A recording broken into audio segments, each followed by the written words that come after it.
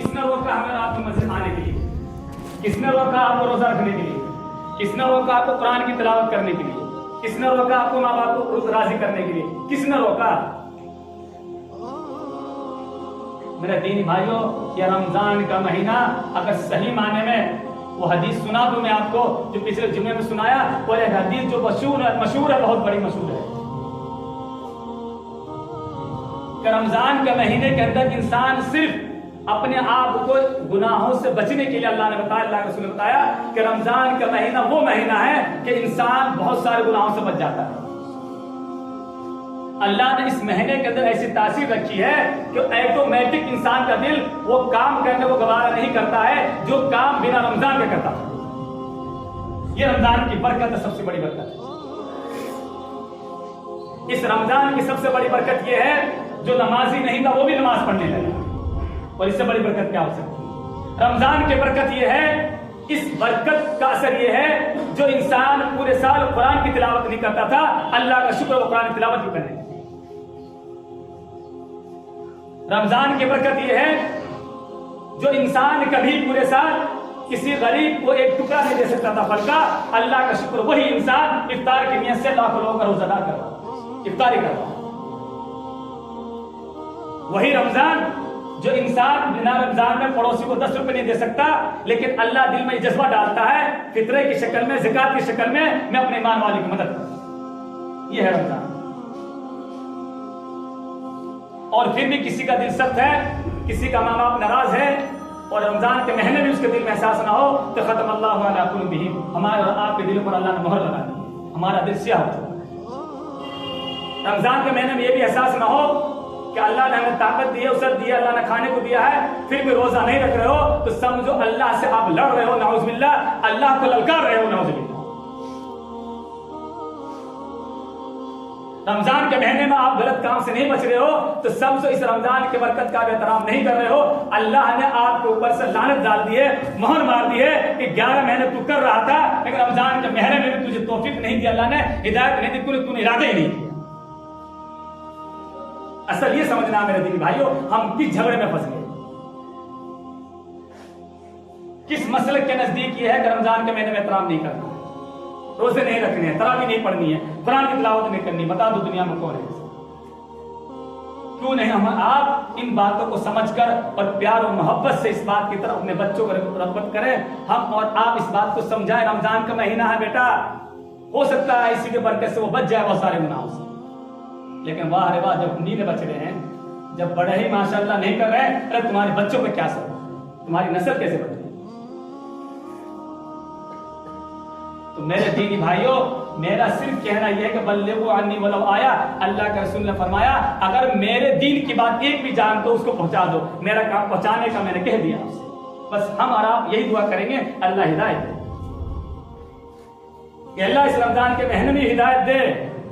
अल्लाह आखिर हम तेरे मानने वाले हैं, कहां जाएं? हम गुनहगार हैं, बेशक हम शराबी कबाबी हैं, अल्लाह आखिर तेरे तो मानने वाले हैं, अल्लाह आखिर तेरे नबी को मानने वाले हैं। ये अल्लाह हम गुनहगार हैं, बेशक हम शराबी कबाबी हैं, बेशक हमने पूरी जिंदगी गुनाह किया, अल्लाह बस तुझे कबूल कर ले। ये इरादा तो हो, ये भी इरादा नहीं तो अपने लिए जन्नत का रास्ता बना लो दुनिया के। अल्लाह के रसूल ने फरमाया कि जब रमजान मुबारक का चांद देखा जाता है, मगरिब के चांद जैसे चांद नजर आता है, अल्लाह के रसूल ने फरमाया कि अल्लाह रब्बुल इज्जत शैतान को जगड़ देता है। किसको जगड़ देता है? शैतान को जगड़ देता है। फिर अल्लाह के रसूल ने फरमाया कि अल्लाह रब्बुल इज्जत जहन्नम के दरवाजे को बंद कर देता है और जन्नत के दरवाजे खोल दिया जाता है। फिर अल्लाह के रसूल ने फरमाया, इब्न माजा की हदीस है, चटाई ऊपर बिछा दी, ऊपर चले जाओ, एक ऐसा ऊपर आदाब पड़ रही है, चटाई तो यहाँ पे ऊपर ना, तो यहाँ से ऊपर ले लो, यहाँ भी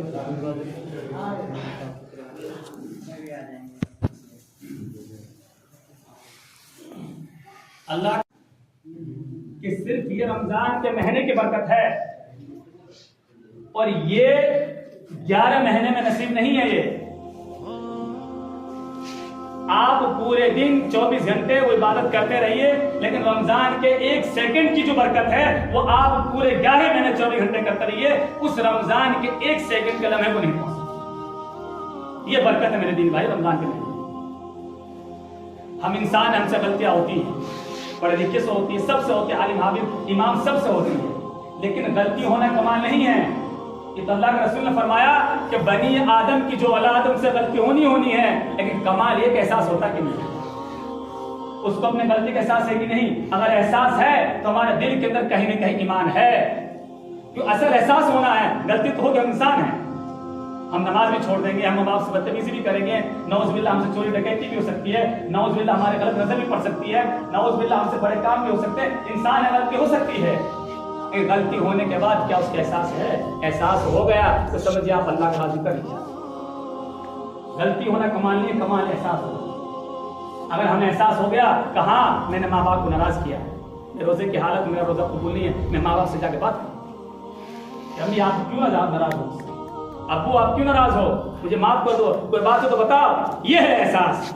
लेकिन तुम अपने घमंड हो, माँ बाप नाराज है, अपने बाल बच्चों को खुद नए नए कपड़े खरीद रहे हो, अपने आप को टशन में हो, और माँ बाप को तुम पूरे रमजान में इफ्तारी दिए, न तुमने उनके लिए खर्चा पानी पूछा, न ईद के दिन खर्चा दिया, तो नौज़ बिल्लाह तुम्हारे मुंह पर ऐसा रोजा ऐसी बात घुमा दी। तो असल एहसास है पूरे 30 दिन में तुम्हें ये एहसास हो जाए कि नहीं मैंने रोजा नहीं रखा, अल्लाह तुझे माफ कर दे, बस अब रोजा रख रहा हूँ, अल्लाह मुझे माफ कर दे, मैं अपने आप को गुनाहों से बचा रहा हूँ, ए अल्लाह मैंने माँ बाप को नाराज किया, अब मुझे माफ कर दे, अपने माँ बाप को राजी कर लो। यानी एहसास असल ये है मेरे दीन भाई। रमजान के महीने हैं, हो सकता है अगले साल हमें नसीब ना हो, बहुत सारे हमें और आपके दिल के अंदर एहसास हो जाए तो ये समझ लीजिए अल्लाह का शुक्र है, अल्लाह ने हमें कबूल किया। असल एहसास है।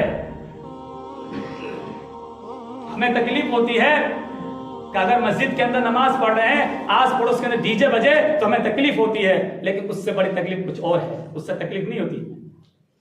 अल्लाह की इबादत में मशगूल है बजाय। और अल्लाह के रसूल जब पढ़ते थे तो मुशरिकीन और दूसरे लोग चिल्लाते थे, अल्लाह के रसूल कुरान की मस्त रहते थे। बहुत सारे लोग एक दिन खुद कुरान की तिलावत सुनते सुनते ईमान लिया। लेकिन उससे आगे सोचिए, जब हम खुद कान के में लीड डालकर 24 घंटे मोबाइल से गाना सुन रहे हैं, पता नहीं क्या क्या सुन रहे हैं, क्या उस डीजे से बदतर नहीं है ये? बारीकी को समझिए। ठीक है उनका धर्म है, जो भी ये कर रहे हैं, हमें तकलीफ है, लेकिन क्या उससे बड़ी तकलीफ ये नहीं जो हमारे हाथ में है, वो हमारे हाथ में नहीं है, तो वो और कर रहा है, तो सिर्फ आवाज आ रही हमारे कान तक। लेकिन जो चीज हमारे हाथ में है, मोबाइल टीवी, उसको हमने अपनी जिंदगी में दिल में कान के लीड में लगाकर डाल रखा, पता नहीं क्या क्या सुन रहे हैं। रोजे की हालत में भी, बिना रमजान कभी भी, हर वक्त, तो क्या मूल्य उठाना तुझको? अजान हो रही है, कान के अंदर लीड है मुसलमान, अजान हो रही है, घर के अंदर टीवी चल रहा है, बहन बेटी बिल बेपर्दगी में है, कोई मतलब नहीं है कुछ भी। तो फिर मेरे दीनी भाई, मेरा कहना सिर्फ ये है, अपनी बात इस पर खत्म करता हूं कि अल्लाह का लाख लाख शुक्र है, और हर ईमान वाला हम मुसलमान खुश नसीब है कि अल्लाह रब्बुल इज्जत ने हमें रमजान का महीना नसीब फरमाया। बस हमें और आपको अल्लाह कबूल करे, आमीन। अल्लाह हमें और आपके एक भी इबादत को, रमजान की इबादत को कबूल कर ले, इंशाअल्लाह अल्लाह के हम मुंह दिखाने के काबिल। सिर्फ इसी नियत से आगे जुमे के दिन, ये अल्लाह बस मैं जा रहा हूं, मैं तो मैं नमाजी हूं, मैं तो बहुत बड़ा गुनहगार हूं, आज जो कुछ मैं सीखूंगा, जो सुनूंगा, ए अल्लाह बस उनमें से कोई एक दिन मेरे दिल में उतार दे किसी बात को, ए अल्लाह बस तू उतार दे जिससे मेरी जिंदगी बन जाए। ये इरादा तो हो कम से कम, ये नियत तो हो, इस नियत से तो आओ जुमे के दिन मस्जिद में। लेकिन नौज़ बिल्लाह 2 रकात पढ़ना, भागना घोड़े की तरह, जेल खाने की तरह, तो क्या लेके आए, क्या सीखा? कुछ भी नहीं। ना हम दीन के हैं, दुनिया के हैं, न देखने में मुसलमान है, न उठने बैठने में मुसलमान है, न घर में मुसलमान का माहौल है, कुछ भी नहीं है, बस नाम के मुसलमान है। तो मेरा कहने का मकसद ये है मेरे दीनी भाइयों, हमें एहसास हो जाए। अल्लाह ताला से दुआ ये करो कि अल्लाह रब्बुल इज्जत हमें